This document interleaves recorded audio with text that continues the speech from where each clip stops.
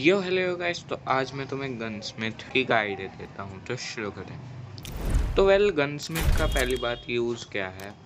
तो इससे तुम अपने बिल्ड्स को सेव कर सकते हो, और जैसी तुम्हें गन हर बार यूज़ करनी है उसे तुम यहाँ पे सेव करके रख सकते हो, और जब भी तुम्हें वो गन चाहिए उन्हीं एक्सेसरीज वगैरह के साथ तुम उसे सिंपली बहुत इजीली असेंबल कर सकते हो। तो अब एक बिल्ड बनाना कैसे है, पहले सिलेक्ट वेपन, फिर जो भी तुम्हें यहाँ से बदलना हो। जैसे मुझे इसमें रिकॉइल बढ़ाना है, मतलब रिकॉइल कम करना है, तो मैं इसमें एक बढ़िया सा स्टॉक लगा दूंगा। ये सब मैं जब लगा लूँगा तो फिर मुझे इसे, या तो मैं चाहूँ तो कंप्लीट पे क्लिक करके असेंबल फ्रॉम स्क्रैच से इसे बना सकता हूँ शुरू से।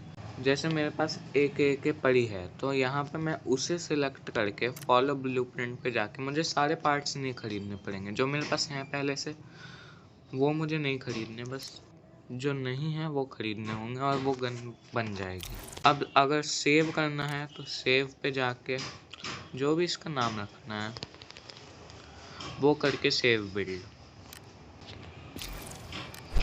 या फिर अबेंडन एंड लीव अगर मुझे नहीं करना सेव, और वो बिल्ड यहाँ पे आ जाएगा जिस भी नाम से सेव करोगे।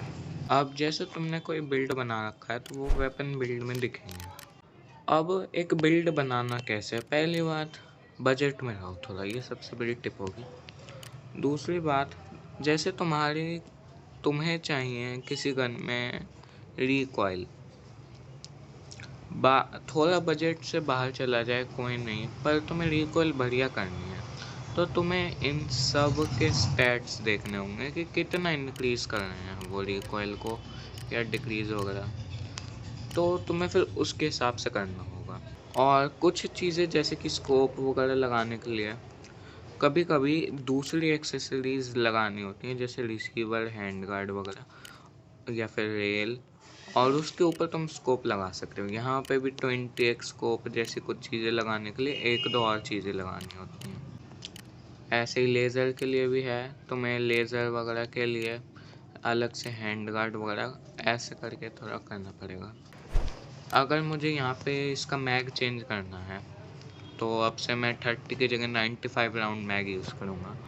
तो मैं एडिट बिल्ड पे जाऊँगा और मैग चेंज करके सेव पे क्लिक कर दूंगा, वो चेंज हो जाएगा बिल्ड। अगर मैं सेव एज पे क्लिक करूँगा तो मैं इसे किसी और बिल्ड की तरह सेव कर सकता हूँ।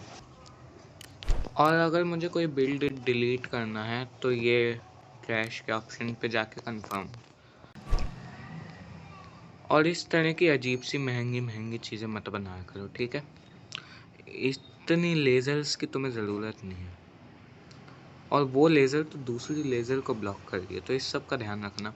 ऐसा ही स्कोप्स के साथ भी होता है, एक स्कोप दूसरे स्कोप को ब्लॉक कर सकता है, तो उस बात का भी ध्यान रखना। तुम्हें ज़्यादा मुश्किल नहीं होनी चाहिए चीज़ों को कंपेयर करने में, क्योंकि उनके प्राइस और स्टैट्स जितने वो बढ़ाते हैं वो सब वहाँ पे लिखा आ रहा है। तुम्हें महंगी गनों की वैसे ज़रूरत नहीं है, तुम सस्ती गनों को भी यूजेबल बना सकते हो, वो भी काफ़ी बजट में।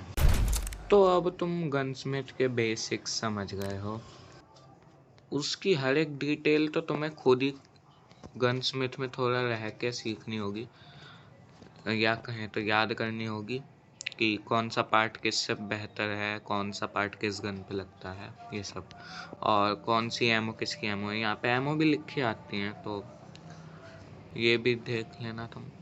Bye bye bye guys.